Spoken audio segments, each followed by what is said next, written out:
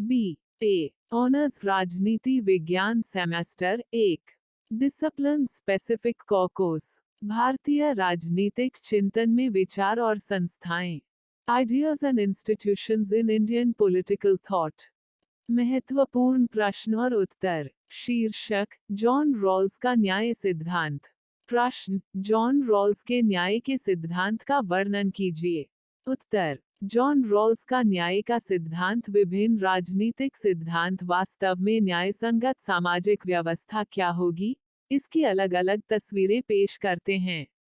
इनमें से दो सिद्धांत है उपयोगितावादी सिद्धांत और जॉन रॉल्स का निष्पक्षता के रूप में न्याय का सिद्धांत। उपयोगितावादी सिद्धांत का दावा है कि सामाजिक व्यवस्था जिसमें सबसे बड़ी संख्या में लोग अपनी उपयोगिता की उच्चतम संतुष्टि प्राप्त कर सकते हैं, न्यायपूर्ण है। लेकिन इसके शुरुआती दिनों से ही आलोचकों को उपयोगितावाद के साथ बड़ी कठिनाइयां मिली है। इस पृष्ठभूमि में रॉल्स के सिद्धांत ने उपयोगितावाद का एक विकल्प पेश किया है।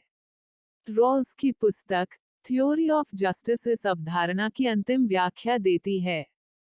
रॉल्स के न्याय के सिद्धांत पर चर्चा करने के लिए नैतिक समस्याओं तक पहुंचने के उनके तरीके का उल्लेख पहले किया जाना चाहिए, जो सामाजिक दर्शन की संविदात्मक परंपरा में है।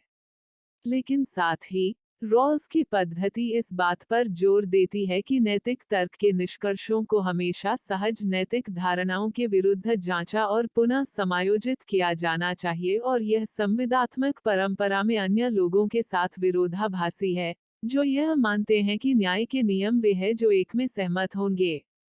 काल्पनिक सेटिंग सिद्धांत के अंतर्गत रॉल्स लोगों को एक काल्पनिक मूल स्थिति में अज्ञानता के पर्दे के पीछे रखता है जहां व्यक्ति अपनी इच्छाओं, रुचियों, कौशल, क्षमताओं और वास्तविक समाजों में संघर्ष उत्पन्न करने वाली चीजों के बुनियादी ज्ञान से वंचित हैं। लेकिन उनके पास वही होगा जिसे रॉल्स न्याय की भावना कहते हैं। इन परिस्थितियों में रॉल्स का तर्क है लोग शाब्दिक क्रम में न्याय के दो सिद्धांतों को स्वीकार करने के लिए सहमत होंगे।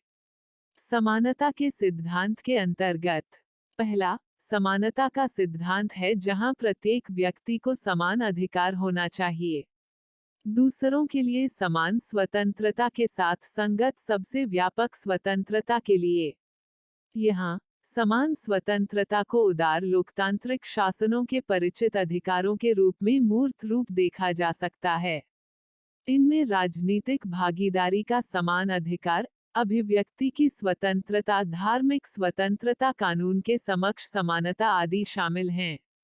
अंतर सिद्धांत दूसरे सिद्धांत को अंतर सिद्धांत कहा जाता है जहां रॉल्स का तर्क है कि असमानताओं को केवल तभी उचित ठहराया जा सकता है जब इससे कम लाभ प्राप्त हो। दो पहलू जॉन रॉल्स की न्याय की अवधारणा के दो पहलू हैं। सबसे पहले यह एक संवैधानिक लोकतंत्र यानी कानूनों की सरकार और एक जो संयमित, जिम्मेदार और जवाबदेह है। दूसरे यह एक निश्चित तरीके से मुक्त अर्थव्यवस्था के नियमन में विश्वास करता है। रॉल्स लिखते हैं यदि कानून और सरकार बाजार को प्रतिस्पर्धी बनाए रखने के लिए प्रभावी ढंग से कार्य करते हैं, संसाधनों को पूरी तरह से नियोजित करते हैं, समय के साथ संपत्ति और धन का व्यापक रूप से वितरण करते हैं और उचित सामाजिक न्यूनतम बनाए रखते हैं, तो यदि सभी के लिए शिक्षा द्वारा लिखित अवसर की समानता है, परिणामी वितरण न्यायसंगत होगा। पुनर्वितरण लागत के उनके आलोचक भी हैं। इस प्रकार एफ प्लेटनर न्याय के दृष्टिकोण के खिलाफ दो तर्क देते हैं।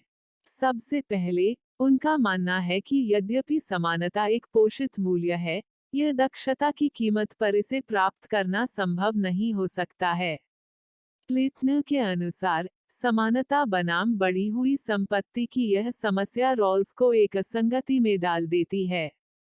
इस प्रकार एक और रॉल्स पूरी तरह से यह अनुमति देने से इनकार करते हैं कि जो लोग अधिक आर्थिक योगदान देते हैं वे अधिक आर्थिक पुरस्कारों के पात्र हैं। फिर भी उनका अंतर सिद्धांत जो निर्दिष्ट करता है कि सामाजिक और आर्थिक असमानताओं को व्यवस्थित किया जाना चाहिए ताकि वे कम से कम सुविधा वाले लोगों के लिए सबसे बड़ा लाभ हो। फिर भी पुष्टि करते हैं कि यह केवल उन्हें अधिक से अधिक आर्थिक पुरस्कार प्रदान करने के लिए है, क्योंकि ये सेवा करते हैं उनके योगदान को बढ़ाने के लिए प्रोत्साहन जो अंततः वंचितों को लाभ पहुंचाते हैं। प्लेटनर का दूसरा तर्क यह है कि पुनर्वितरणवादी व्यक्ति को उसके ईमानदार उद्योग के पुरस्कार से इनकार करना चाहता है और इसके बजाय सभी उपज को समग्र रूप से समाज की सामान्य संपत्ति मानता है। और प्लेटनर चाहता है कि हम विश्वास करें निजी संपत्ति की नैतिक नींव में और उसके साथ उदार समाज की। तो कुल मिलाकर इस प्रस्तुति के अंतर्गत हमने जॉन रॉल्स के न्याय सिद्धांत के बारे में जानकारी प्राप्त की। प्रस्तुति समापन। आपका धन्यवाद। Disclaimer: This notes has been made after a lot of research, yet the accuracy of the answers may vary. The author assumes no responsibility or liability for any errors or omissions in the content of this notes.